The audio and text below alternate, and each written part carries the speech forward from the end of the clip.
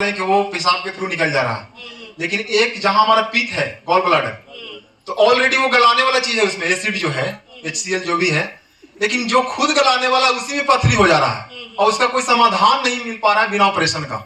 तो उसका कोई समाधान हमारे प्रोडक्ट्स में है। ओके, वो पथरी क्यों होती है? जैसे पित्त दोष अगर बढ़ रहा है और वो उसको लेट गो नहीं करने रहे हैं, मतलब वो बाहर नहीं निकल रहा है, शरीर में सैचुरेट होते जा रहा है, इसका मतलब कहीं ना कहीं पे वो पित्त दोष रुकेगा शरीर में जाके। तो गॉल ब्लैडर उसका ठिकाना ही है, इसलिए वो वहीं पे जाके रुकेगा।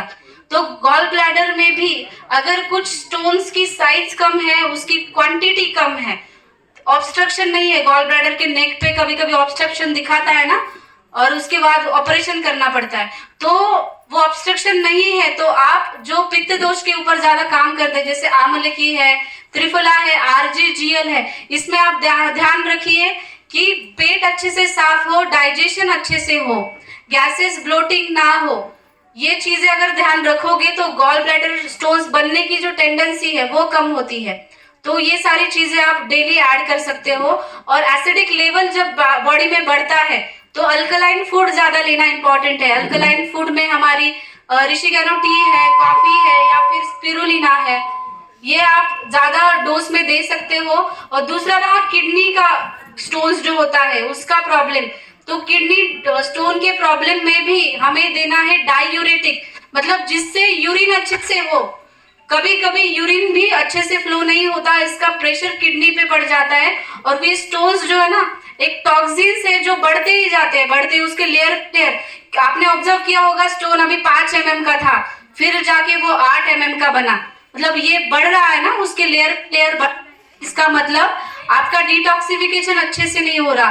तो डायूरेटिक देना इंपॉर्टेंट है।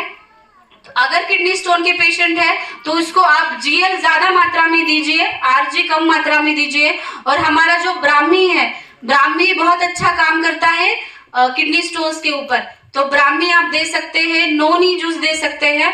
और अगर स्टोन को पाइप में अटका है, यूरेटर में अटका है, बाहर निकालना है, दर्द दे रहा है, तो ये ड्राइनेस बढ़ाता है, तो जाहिर सी बात है उसको कुछ स्निग्धता मिलनी चाहिए। तो स्निग्धता मिलेगी हमारे वर्जिन कोकोनट ऑयल से।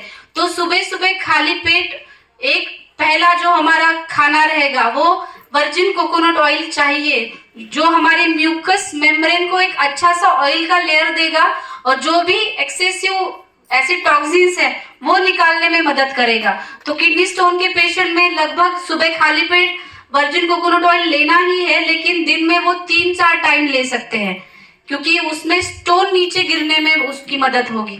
लेकिन गॉल ब्लैडर में भी आप देखिए, अगर ज्यादा वो गॉल ब्लैडर बहुत भरा हुआ है या फिर ऑब्स्ट्रक्शन है तो नहीं। वन स्टोन है 9.4 mm का। ओके, तो ऐसे स्टोन्स लेके बहुत लोग अच्छी सी लाइफ जी रहे हैं, क्योंकि हमें उसको बढ़ाना नहीं है, वहीं पे रोक देना है। तो कभी कभी ये गल भी जाता है। अगर आप पित्त दोष के ऊपर, लीवर के ऊपर काम करते हैं, लीवर के नीचे गॉल ब्लैडर होता है, राइट, तो ये लीवर के ऊपर काम करने वाले कुछ हमारे प्रोडक्ट्स आप यूज करते हो ना, तो बहुत अच्छे रिजल्ट देता है, तो आप ये यूज कर सकते हैं।